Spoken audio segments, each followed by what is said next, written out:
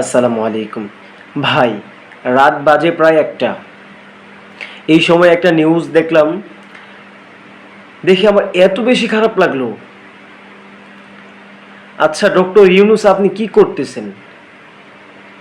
আপনাকে যে এদেশের সাধারণ মানুষ থেকে শুরু করে ছাত্র সমাজ আপনাকে যে ক্ষমতা হস্তান্তর করলো, এই জন্য করেছিল কি আপনার কাছে? আজকে বিকালে একজন সাংবাদিক চাঁদাবাজদের বিরুদ্ধে নিউজ করার কারণে রাত্রেবেলা তাকে গলা কেটে হত্যা করে ফেলে। এই বাংলাদেশের মধ্যে এটা ভাবা যায়? আমাদের তো স্বৈরাচারী তাহলে ভালো ছিল। তাহলে কেন আমাদের আবু সাইদ ভাইয়েরা, আমাদের মুগ্ধ ভাইয়েরা, হাজার হাজার আবু সাইদ, হাজার হাজার মুগ্ধ ভাইয়েরা জীবন দিয়ে কেন দেশটাকে স্বাধীন করলো? আবার কেন স্বাধীন করলো? এখনো যদি বাংলাদেশের মধ্যে এমন হয়, তাহলে আপনি চিন্তা করতে পারেন সেই নোংরা দলটা যদি ক্ষমতায় আসে আপনার কি অবস্থা হবে, আপনাদের কি অবস্থা হবে, আমাদের কি অবস্থা হবে? একবার কল্পনা করতে পারেন? তারা এখনো ক্ষমতায় আসেনি, যেভাবে তারা চাঁদা খাচ্ছে, চাঁদা নিচ্ছে, এর বিরুদ্ধে যদি কথা বলেন আপনাকে দুনিয়া থেকে তারা সরিয়ে দিবে। আর সে দলকে আপনি জীবন দিয়ে সাপোর্ট দিয়ে যাচ্ছেন, জীবন প্রাণ দিয়ে মন দিয়ে আপনি সাপোর্ট দিয়ে তাদেরকে সাপোর্ট করে যাচ্ছেন। মনে হচ্ছে এটা আপনার বাপদাদার সম্পত্তি।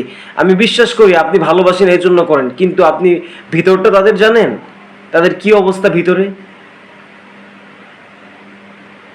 আপনি জেনে বুঝে যদি তাদেরকে ভোট দেন, তাহলে কিন্তু কিয়ামতের দিন আল্লাহর কাছে আপনাকে জবাবদিহিতা করতে হবে। মনে রাখবেন, আপনার একটা ভোট অনেক মূল্যবান।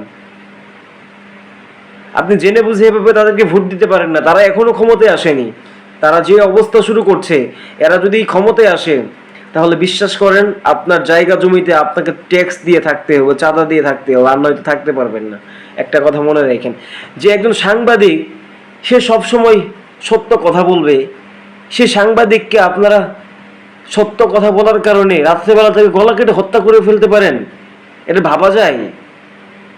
সাংবাদিক, উনি সাংবাদিক, ওনাকে হত্যা করে ফেলছে। আপনি যদি সাধারণ মানুষ হয়ে যদি সত্য কথা বলেন, আপনাকে কি করবে আপনি একবার কল্পনা করতে পারেন? আমাকে কি করবে কল্পনা করতে পারেন? এই হচ্ছে বাংলাদেশের বর্তমান প্রেক্ষাপট। এগুলো দেখার কেউ নাই। শত শত উপদেষ্টা আছে, কচু আছে আমার, এগুলা কিছুই করতে পারে না ভাই। এগুলোর বানানোটাই ভুল হয়েছে আমাদের। ডক্টর ইউনূসকে আমরা মন থেকে ভালোবাসি, কিন্তু আপনার হাতে আর 6টা মাস সময় আছে। আপনি একটু সংস্কার করে যান না। আপনি তো এখনই তাদের হাতে ক্ষমতা দিয়ে ফেলতেছেন। আপনি তাদেরকে ভয় পান, আপনি ক্যান্টনমেন্টকে ভয় পান, আর্মিদেরকে ভয় পান। আপনি সাধারণ মানুষের কথা একবারও চিন্তা করেন না। এই যে শত শত শহীদ যে জীবন দিয়ে তারা চলে গেল, তাদের জন্য আপনারা কি করতেছেন? কি করতেছেন? তাদের রক্তের বদলা আপনি কি নিচ্ছেন? নিচ্ছেন না তো। গাজীপুরের মধ্যে একটা জায়গার মধ্যে দিনের বেলা নিউজ করে রাতের বেলায় সাংবাদিককে গলা কেটে হত্যা করে ফেলে। ভাবা যায় এগুলা? কোন বাংলাদেশের মধ্যে আমরা বসবাস করতেছি? আসলে কি আমাদের বাংলাদেশের জন্ম নেওয়াটা কি ভুল হয়েছে কিনা আল্লাহ বাকি ভালো জানে। এই হচ্ছে বাংলাদেশে বর্তমান প্রেক্ষাপট। বিচার করার কেউ নেই ভাই।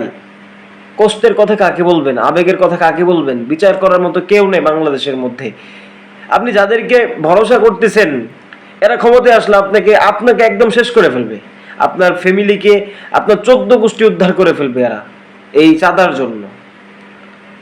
তারা এখনই যে নমুনা দেখাচ্ছে, আল্লাহ মানুষকে সতর্ক করে। একটা জিনিস মনে রাখবেন, আল্লাহ মানুষকে সতর্ক করে, কিন্তু যদি মানুষ বুঝতে না পারে, তাহলে সে নিজের বিপদ নিজেই টেনে আনবে। মনে রাখেন, এত চামচামি করা ভালো না ভাই। দল আগের মতো কিন্তু আপনাদের দল নাই, এখন কিন্তু একদম চেঞ্জ হয়ে গেছে।